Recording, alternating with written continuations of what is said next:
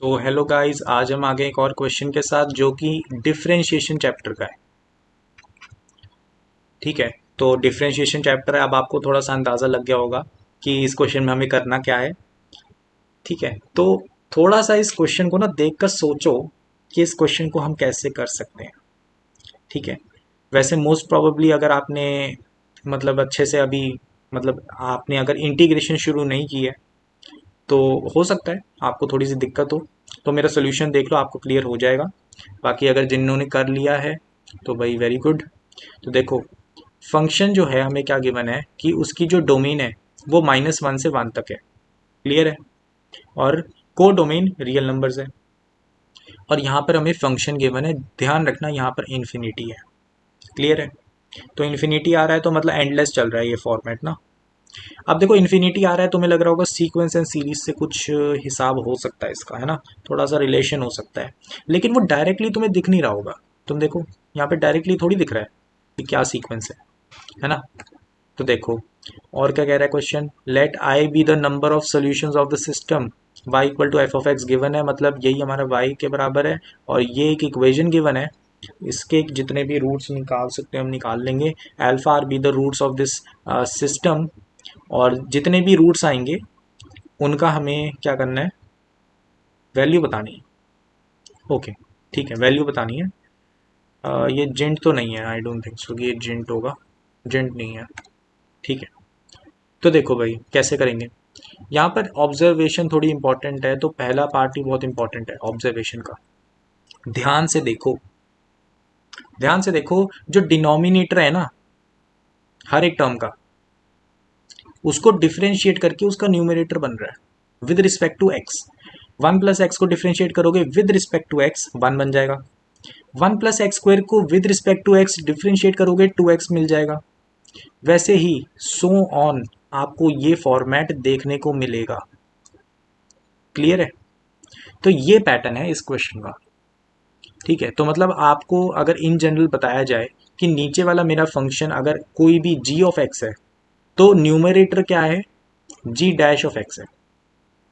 Clear है। तो देखो आपके पास यहाँ पर ना एक समेशन गिवन है। ठीक है। समेशन किस टाइप की है कि आपके पास समेशन कुछ ऐसा है कि नीचे आपके पास g ऑफ x है, ऊपर आपके पास g डैश ऑफ x है। क्लियर है। तो देखो यार, अगर मैं थोड़ा सा, आप इंटीग्रेशन पढ़ चुके हो तो आपके लिए आसान रहेगा ये चीज़ क्या है ना। लेकिन मैं थोड़ा सा कोशिश करता हूँ कि डिफ्रेंशिएशन जिन बच्चों को आता है वो भी इस सवाल को कर पाएँ। तो देखो यार, बहुत ध्यान से ऑब्जर्व करो। थोड़ा सा हमें उल्टा सोचना पड़ेगा क्योंकि डिफ्रेंशिएशन की नज़र से सोच रहे हैं। तो देखो, ln ऑफ एक्स है, इसका डिफ्रेंशिएशन तुम कैसे लिखते हो, 1/x। क्लियर है। अगर मैं तुम्हें इसी में पूछूं कि मुझे ये बताओ ln of g of x, ये तुम कैसे लिखोगे, तो तुम बोलोगे यार ऐसा करते हैं, चेन रूल लगा लेते हैं। तो चेन रूल लगाओगे तो क्या मिलेगा, d ऑफ, यहाँ पे इसको डिफ्रेंशिएशन कर रहे हो ना, डिफ्रेंशिएशन कर रहे हो। ठीक है। यहाँ पे तुम डिफ्रेंशिएशन कर रहे हो, ध्यान रखना, विद रिस्पेक्ट टू एक्स। तो तुम बोलोगे चेन रूल लगाते हैं, ऊपर ln of g of x है और नीचे d of g of x रख देता हूँ, और फिर यहाँ पर d of g of x रख देता हूँ डिवाइडेड बाई dx। क्लियर है। तो यहाँ पर तुम्हारे पास आ जाएगा g ऑफ x डिवाइड में, जैसे 1/x आया था, और यहाँ पर क्या आ जाएगा, g डैश ऑफ x। तो ये बन गया g dash of x divided by g of x equal to क्या है, d divided by dx of ln of g of x। Clear है। ये चीज़ जिसको पता लग गई, ठीक है, ये हमारा मेन स्टेप है। ये हमारा मेन स्टेप है। जिन्होंने इंटीग्रेशन करा उनको तो डायरेक्टली सूझ गया होगा कि ऐसी ही चीज़ होती है, लेकिन जिन्होंने सिर्फ डिफ्रेंशिएशन पढ़ा होता है उनके लिए ये चीज़ थोड़ी मुश्किल है। ठीक है। तो अगर आपने नहीं पढ़ा अभी तक तो थोड़ा टफ था आपके लिए, लेकिन ऐसे सोचा जा सकता है। ठीक है। तो अगर आपको ये चीज़ पता लग गई तो इस क्वेश्चन में आप फर्दर प्रोसीड कर पाओगे। एफ ऑफ एक्स आपका क्या आ जाएगा कि डी ऑफ डी एक्स, यहाँ पर क्या है, ln ऑफ 1 + x आपकी पहली टर्म है। इस पहली टर्म को मैं ऐसे लिख सकता हूँ। क्लियर है। ऐसे लिख सकता हूँ वैसे ही मैं बाकी टर्म्स को भी ऐसे लिख सकता हूँ, एल एन ऑफ 1+x², मतलब उनका डिनोमिनेटर एल एन के अंदर आ जाएगा, यही चीज़ है ना इधर भी, ठीक है। तो ऐसे आप सारी टर्म्स लिख पाओगे टिल इन्फिनिटी। क्लियर है। अब लॉगरिदम की एक प्रॉपर्टी होती है, सबको पता है, कि L N of M plus L N of N equal to क्या होता है, L N of M into N. Clear है। तो वैसे ही आप डिवीजन में ले जाओ सबको, डिफरेंशिएशन भी कॉमन हो जाता है ना, ठीक है, एडिशन है ना क्योंकि बीच में। तो D by D X L N of 1+x multiply में क्या आएगा 1+x², फिर मल्टीप्लाई में क्या आएगा 1+x⁴, फिर मल्टीप्लाई में क्या आएगा 1+x⁸ and so on till infinity. ये आपके पास आ गया। अब तुम्हें ऐसा लग रहा होगा कि ऐसे करने से हमें फ़ायदा क्या हो रहा है, ठीक है, इतना सब कुछ तो सोच लिया हमने, लेकिन इसका फ़ायदा क्या है। देखो यहाँ पर सबसे पहली इंपॉर्टेंट बात थी, ये तो आपने समझ लिया, लॉगरिदम को ऐसे जोड़ के, ठीक है। एक और इम्पॉर्टेंट बात है कि अगर मैं 1+x के साथ ना मल्टीप्लाई कर दूँ 1-x, तो वो बना देता है 1-x², ठीक है।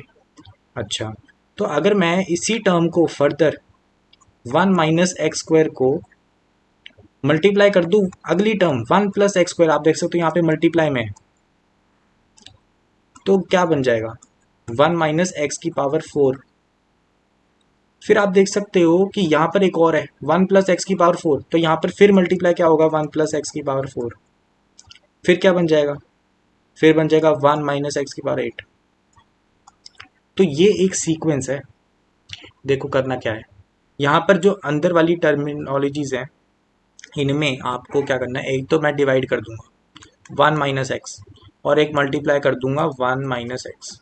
क्लियर है। 1-x तो मैं मल्टीप्लाई डिवाइड कर सकता हूँ क्योंकि एग्जैक्ट जीरो तो नहीं है ना 1-x, ठीक है। यहाँ पर अगर आप ध्यान से देखो, जो आपका 1 है इंक्लूडेड नहीं है यहाँ पर इंटरवल में ना, क्लैरिटी से अगर देखोगे तो 1-x अगर मैंने मल्टीप्लाई किया तो ये इसके साथ मल्टीप्लाई होके क्या बनाएगा 1-x², फिर ये इसके साथ मल्टीप्लाई होके 1-x⁴, फिर ये इसके साथ मल्टीप्लाई होके क्या बनाएगा 1-x⁸, फिर ये इसके साथ मल्टीप्लाई होके क्या बनाएगा 1-x⁻16 एंड सो ऑन, चलता जाएगा इन्फिनिटी तक। मान लेते हैं कि देखो यहाँ पर सीक्वेंस क्या है कि जो पावर है ना x की, वो 2 की पावर समथिंग है, 2 की पावर 0, 2 की पावर 1, 2 की पावर 2, 2 की पावर 3, ऐसे। तो यहाँ पर अगर आप मान लो 2 की पावर n टर्म्स हैं, ठीक है, सॉरी, मतलब अगर मान लो n टर्म्स हैं, ठीक है, तो लास्ट वाला आपके पास क्या आएगा कि आपके पास यहाँ पर रिजल्ट आएगा 1-x⁻² की पावर n-1, और लास्ट वाली टर्म होगी 1+2 की x⁻² की पावर n-1। ये दोनों कंबाइन होंगी, लास्ट टर्म बनेगी, देखो क्या बनेगा D by D X L N of 1-x⁻² की power n divided by 1-x। Clear है। अब यहाँ पे नोट करने वाली बात क्या है कि n टेंड्स टू इन्फिनिटी है, ठीक है, क्योंकि यहाँ पे इन्फिनिटी तक जा रहे हैं ना, और यहाँ पर x का मॉड जो है वो <1 है। अब ये चीज़ मुझे कैसे पता लगी, ये चीज़ मुझे पता लगी डोमेन से। जो फंक्शन था हमारा उसमें डोमेन क्या है, यहाँ पर डोमेन देखो, डोमेन -1 से 1 तक है, मतलब जो भी मेरा x होगा उसका मॉड <1।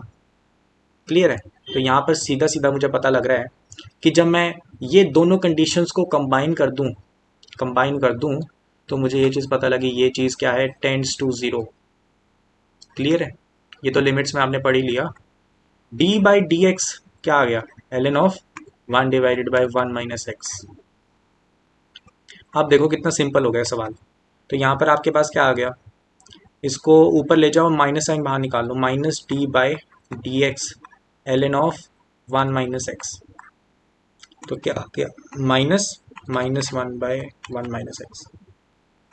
तो क्या बन गया, यहाँ पर आपके पास आ गया 1 डिवाइडेड बाई 1-x, ये आपका क्या आ गया f ऑफ x। क्लियर है। तो f ऑफ x निकल के यही आपका y था, क्योंकि यहाँ पर गिवन है f of x equal to y, है ना, ये कंडीशन गिवन है, तो ये आपने यूज़ कर ली।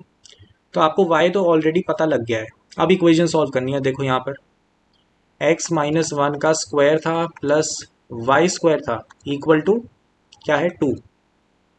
तो आपके पास यहाँ पर y को अगर आप ये रखोगे तो क्या मिला, x माइनस वन का स्क्वायर प्लस y यहाँ पर बनेगा 1 divided by x minus one का स्क्वायर इक्वल टू 2। क्लियर है, यहाँ पर 1 है। ठीक है, अब ये भी एक बहुत स्पेशल फॉर्म है, ये भी बहुत स्पेशल फॉर्म है। अगर आप x माइनस वन को मान लो a डालते हो तो ये ए स्क्वायर प्लस 1 बाय ए स्क्वायर वाली फॉर्म है। ठीक है, या फिर इसके स्क्वायर को ही डाल दो। क्लियर है, स्क्वायर डाल दिया तो आपने बस ये लिख दिया, यहाँ पर क्या आ जाएगा, यहाँ पे स्क्वायर हट जाएंगे ना। a प्लस 1 बाय ए वाली फॉर्म जो है इसके आपको रेंज पता है क्या होती है, इसकी इन जनरल रेंज होती है माइनस इन्फिनिटी से -2 यूनियन किधर से किधर तक, 2 से लेकर इन्फिनिटी। लेकिन यहाँ पर आपको पता है a आपका ग्रेटर देन 0 है क्योंकि यहाँ पर स्क्वायर है। क्लियर है, तो यहाँ पर आपको ये चीज़ मिलेगी, ये आपकी रेंज है। ठीक है, और अगर आपको ये चीज़ पता नहीं लग रही, ये चीज़ मैंने कैसे निकाली, AM GM इनइक्वालिटी लगाओ। क्लियर है, अब ये जो 2 है ना, ये कहाँ पर आता है, ये चीज़ मेरे को बताने की जरूरत नहीं है। a इक्वल टू 1 आपको डायरेक्टली सोल्यूशन दिख रहा होगा, a इक्वल टू 1 पे वैल्यू 2 आ जाती है। तो यहाँ पर आपको ये चीज़ पता लगी कि अगर आप x माइनस वन के स्क्वायर को 1 रख देते हो तो आपके पास आंसर आ जाएगा। तो यहाँ पर आप देख सकते हो x इक्वल टू क्या होगा, 0, या फिर क्या हो सकता है हमारे पास यहाँ पे +-1 आएगा ना। ठीक है, x इक्वल टू 0 हो सकता है, x इक्वल टू 2 हो सकता है। क्लियर है, तो इजीली यहाँ पर सवाल तो हो गया। 0 और 2 हमारे पास दो सॉल्यूशंस आ रहे हैं ना, हमें क्या बोला है, फाइंड द वैल्यू ऑफ। ठीक है, तो यहाँ पर हमें समेशन ही करना है रूट्स का, तो यहाँ पर सम करोगे 2 + 0 आंसर आपका 2 आ जाएगा। ठीक है, तो ये एक बहुत ही अच्छे लेवल का सवाल है। ज़्यादा मतलब अब देखो यार, कुछ बच्चों को ऐसा लग रहा होगा कि ये सवाल क्या आते हैं, क्या जेईई एडवांस में ऐसे लेवल के सवाल आते हैं। नहीं, मतलब आ भी सकता है, लेकिन ऐसे सवाल को जनरली रिवीजन पर्पज से टीचर्स करवाते हैं। ठीक है, ताकि काफ़ी चीज़ें रिवाइज हो सके। जैसे कि आप इस क्वेश्चन में ऑब्वियसली देख सकते हो कि हमने सबसे पहले पैटर्न एनालाइजेशन सीखी, फिर हमने इसको रिलेट करा, फिर हमने यहाँ पर डिफ्रेंशिएशन यूज़ करी, फिर उसके बाद हमने यहाँ पर पैटर्न देखा कि क्या होगा, लॉगरिदम की कुछ बात हो गई, पैटर्न देखा हमने, फिर लिमिट्स लग गई, फिर हमने डिफ्रेंशिएशन करी और फिर y निकला, फिर रूट्स की बात हुई, फिर इस स्पेशल फंक्शन की बात हुई a + 1/a की, उसकी रेंज मैंने बता दी आपको। पॉजिटिव के लिए ये होती है, ठीक है, पॉजिटिव के लिए ये होती है, नेगेटिव के लिए ये होती है। ठीक है, तो यहाँ से ये चीज़ रिवाइज हुई और फिर उसके बाद आपके पास सोल्यूशन निकल गया। तो काफ़ी चीज़ें ये रिवाइज करने के पर्पज से था क्वेश्चन। और अगर आपको ये चीज़ नहीं पता a + 1/a, तो मैं बहुत सिंपली इसको एक्सप्लेन कर देता हूँ। तो देखो x + 1/x यही टाइप का फंक्शन है ये। इसकी जो रेंज होती है वो क्या होती है, रेंज होती है इसकी -∞ से -2 इंक्लूडेड है, और यूनियन 2 से लेकर इन्फिनिटी। ये वाली जो रेंज है ये कहाँ पे आती है, when x is greater than 0, यहाँ पर x लेस देन 0 पे ये रेंज आ सकती है। एंड इसका जो ग्राफ होता है वो कुछ ऐसा होता है। ठीक है, यहाँ पर आपके पास x एक्सिस है, यहाँ पर आपके पास y एक्सिस बन गई, इसके पास कुछ ऐसा सा कर्व आता है और फिर ऐसे जाता है। क्लियर है, यहाँ पर ध्यान रखना y = x वाली लाइन कुछ ऐसी जाती है।